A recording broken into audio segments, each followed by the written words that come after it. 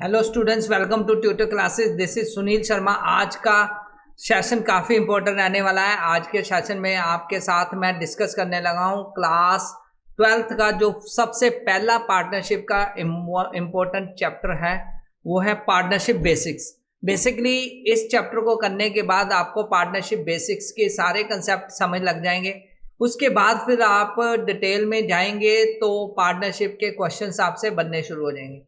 Partnership basic बहुत important है क्योंकि यहाँ से पार्टनरशिप चैप्टर्स शुरू होता है और इसके आगे वाले जो चैप्टर्स हैं, आने वाले चैप्टर्स, वो इसके साथ जुड़े हुए हैं। तो बिना टाइम वेस्ट किए हुए आज का सेशन शुरू करते हैं गाइस। तो शुरू करते हैं पार्टनरशिप बेसिक्स।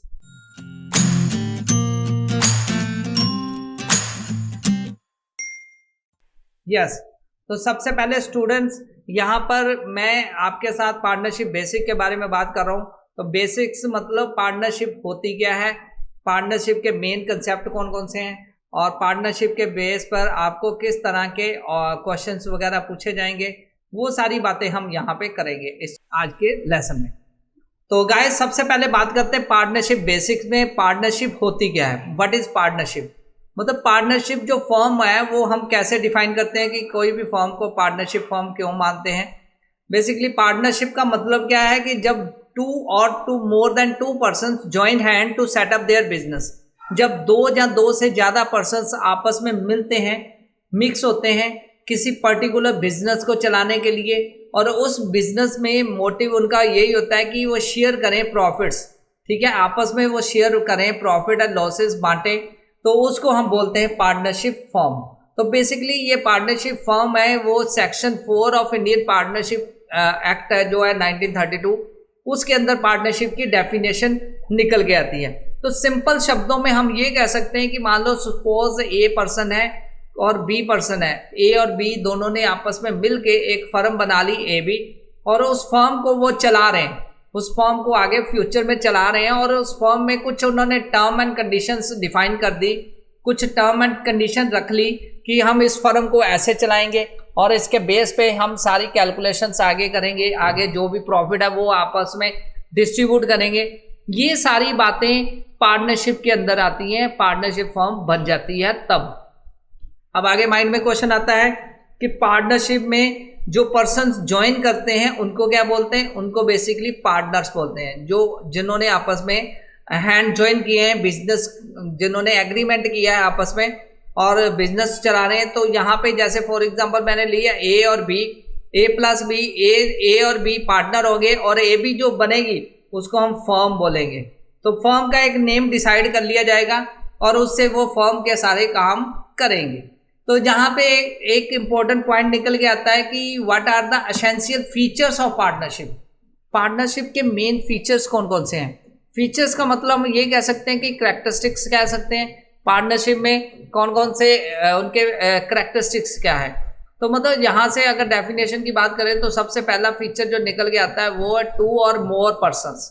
कोई भी पार्टनरशिप फर्म है वो तभी बनेगी जब मिनिमम 2 पर्सन्स होंगे और 2 पर्सन्स आपस में ज्वाइन करेंगे हैंड्स और दोनों आपस में मिल के फर्म को चलाएंगे।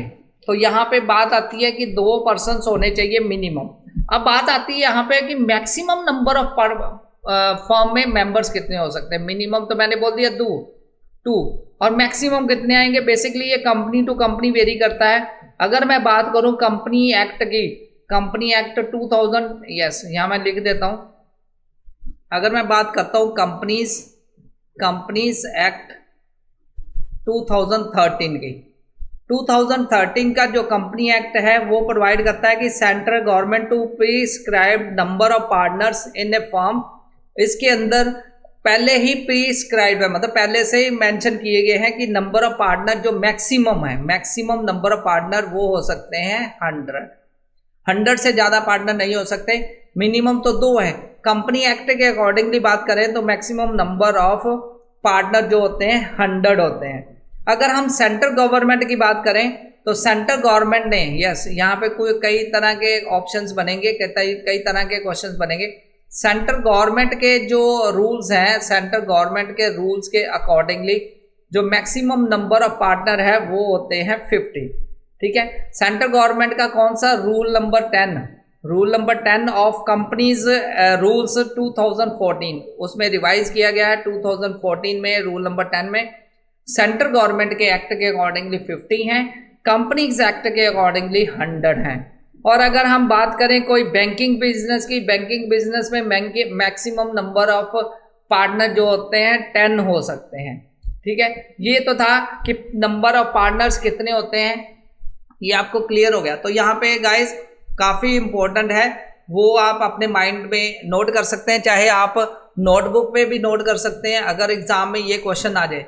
एग्जाम में क्वेश्चन अक्सर यहाँ पे बनता है कि नंबर ऑफ पार्टनर मिनिमम कितने, मिनिमम तो पता होगा सबको, मैक्सिमम पे एमसीक्यूज आ सकते हैं। तो मैक्सिमम जब भी क्वेश्चन आए तो आपने ये माइंड में ध्यान रखना है कि मैक्सिमम नंबर ऑफ पार्टनर जो आएंगे, ठीक है, कंपनी एक्ट 2013 के अकॉर्डिंगली 100 आएंगे, बैंकिंग बिजनेस में 10 आएंगे।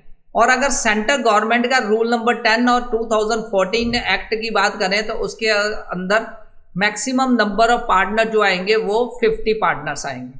तो गाइस नेक्स्ट टॉपिक की तरफ बढ़ते हैं, नेक्स्ट फीचर की तरफ बढ़ते हैं। नेक्स्ट फीचर है एग्रीमेंट। अब यहाँ पे बात आते हैं एग्रीमेंट क्या होता है। एग्रीमेंट एक तरह का हम कह सकते हैं दोनों के बीच में अंडरस्टैंडिंग है, एक इकरार है, एक कॉन्ट्रैक्ट है जिसके अकॉर्डिंगली वो पार्टनरशिप बिजनेस को चलाएंगे। तो गाइस कोई भी पार्टनरशिप बिजनेस जब चलता है तो उसके लिए रिक्वायरमेंट है एग्रीमेंट। अब यहाँ पे जो पार्टनरशिप एक्ट है वो कहता है कि agreement can be oral and written, कुछ भी हो सकता है, रिटन हो सकता है, ओरल भी हो सकता है, कोई किसी भी तरह का एग्रीमेंट हो सकता है। लेकिन अगर रिटन एग्रीमेंट होगा तो लीगल ऑब्लिगेशंस काम आएंगी, क्योंकि कल को मुकर जाए कोई कि मैंने ओरली बात की थी कि तू प्रॉपर्टी, जैसे ए और बी दो पार्टनर है, दोनों में फ्यूचर में डिस्प्यूट हो गई और उन्होंने पहले जो ओरली बात की थी कि आधा आधा बिजनेस में प्रॉफिट लिया जाएगा, लेकिन जब डिस्प्यूट अराइज हुई तो ए ने कहा मैं तो जी 60% प्रॉफिट लूंगा बी से, तो बी ने कहा कि नहीं मैंने तो 50% बोला था। तो अब यहाँ पे कोर्ट में केस जाएगा तो कोर्ट कहेगा कि कोई रिटर्न सबूत है, तो यहाँ पे रिटर्न जो है कुछ ना कुछ सबूत होना चाहिए। तो इसलिए रिटन एग्रीमेंट जो है ज़्यादा बेस्ट है as compare to oral agreement.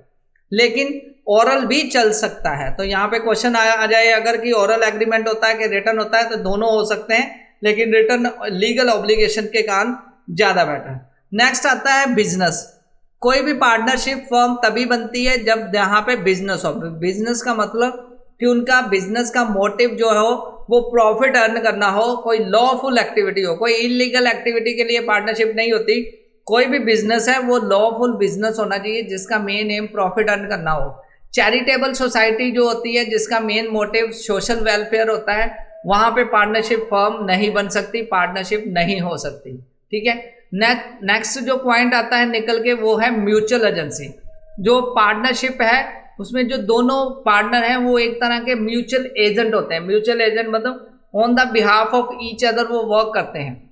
जैसे यहाँ पे मैं बात कर रहा हूँ ए और बी दो पार्टनर हैं, ए और बी दो पार्टनर है, तो दोनों एक दूसरे के बिहाफ पे काम करेंगे, तो दोनों एक दूसरे के लिए काम करेंगे। मतलब कोई भी उसमें जैसे मैं फॉर एग्जाम्पल यहाँ पे मैं एग्जाम्पल देके कहता हूँ कि मान लो ए जो पार्टनर है, यस ए ने कोई काम किया, ए और बी ने दोनों ने मिलके कोई फर्म बना ली ए बी फर्म। अब ए बी फर्म जो है, ए बी फर्म में जो पार्टनर बने तो वो जो भी काम करेगा ए ऑन बिहाफ ऑफ बी, और जहाँ फर्म के बिहाफ पर कोई भी डीलिंग कर सकता है म्यूचुअली एजेंट के तौर पर। मतलब कोई मशीन सेल करनी है तो मशीन सेल भी कर सकता है, मशीन बाय भी कर सकता है on the behalf of firm, ठीक है। तो वो जो काम करेगा वो बी को भी मंजूर होगा, मतलब बी भी उस पे लिए सहमत होगा जो भी वो काम करेगा। तो यहाँ पे बी जो काम करेगा वो ए को भी सहमत होगा, ए भी एग्री होगा उसके काम से, क्योंकि दोनों में म्यूचुअल एजेंसी का वर्क है, दोनों as a mutual agent work कर रहे हैं, कुछ भी काम वो कर सकते हैं अगर अनटिल अनलेस जो वो डिफाइन किया गया हो उसमें पार्टनरशिप फॉर्म में। नेक्स्ट जो इंपॉर्टेंट फीचर निकल के आता है, नेक्स्ट फीचर जो है वो है कि उनके बीच में शेयरिंग ऑफ प्रॉफिट हो। मतलब पार्टनरशिप जो फर्म है उसमें जो एसेंशियल फीचर है वो है शेयर ऑफ द प्रॉफिट। कभी भी कोई पार्टनरशिप इसलिए नहीं करेगा कि लॉस शेयर किया जाए, लॉस हो जाए लेकिन शेयर कर सकते हैं, लेकिन ये नहीं है कि वो टारगेट उनका यही होगा कि प्रॉफिट शेयर किया जाए, कोई और चीज ना शेयर करे। ये नहीं कि प्रॉपर्टी शेयर कर लो तो पार्टनरशिप बना लो, ऐसा नहीं। मतलब पार्टनरशिप फर्म बनी है तो मतलब उसमें कुछ ना कुछ प्रॉफिट होगा, तो प्रॉफिट शेयरिंग उनमें एग्रीमेंट होगा। तो यहाँ पे हम आप अपनी नोटबुक में नोट कर सकते हैं कि agreement between the partner among the partner the partnership firm must be to share the profit and losses of the business. It is not essential that the all partner must share the losses. तो ये जरूरी नहीं है कि सारे partner share loss ही करें। Profit main target होता है कि प्रॉफिट उनके बीच में शेयर किया जाए, और प्रॉफिट कितना शेयर किया जाए वो आगे हम बात करेंगे रिटर्न डॉक्यूमेंट में क्या लिखा गया। नेक्स्ट आता है लायबिलिटीज। लायबिलिटी को सिंपल शब्दों में हम कहें, लायबिलिटी का मतलब होता है देनदारी। फिर कितना पैसा उन्होंने लोन अगर लिया तो लोन कितना, कौन कितना चुकाएगा। तो लायबिलिटी बेसिकली दोनों की इक्वली लायबिलिटी होती है। पार्टनरशिप में दोनों लायबल होते हैं। ये नहीं कि मिस्टर ए ने, फॉर एग्जांपल मिस्टर ए ने लोन ले लिया 10 लाख का फर्म के बिहाफ पर ए बी पर, अब बी कहेगा नहीं भाई तूने लोन लिया मैं तो चुकाऊंगा नहीं, ऐसा नहीं होता। हमेशा जो लोन जो चुकाएगा दोनों पार्टनर इक्वली लायबल हैं, दोनों ही पार्टनर को लोन चुकाना पड़ेगा। कोई भी इसमें ये कंपल्सन नहीं है कि ओनली ए पर्सन ही चुकाएगा, बी पर्सन नहीं चुकाएगा, ऐसा कुछ भी यहाँ पे नहीं है। तो ये एसेंशियल फीचर्स मैंने आपके साथ शेयर किए कि पार्टनरशिप बिजनेस में जो इम्पोर्टेंट पॉइंट्स होते हैं वो ये बिजनेस में पॉइंट होते हैं, तभी पार्टनरशिप फर्म बनती है।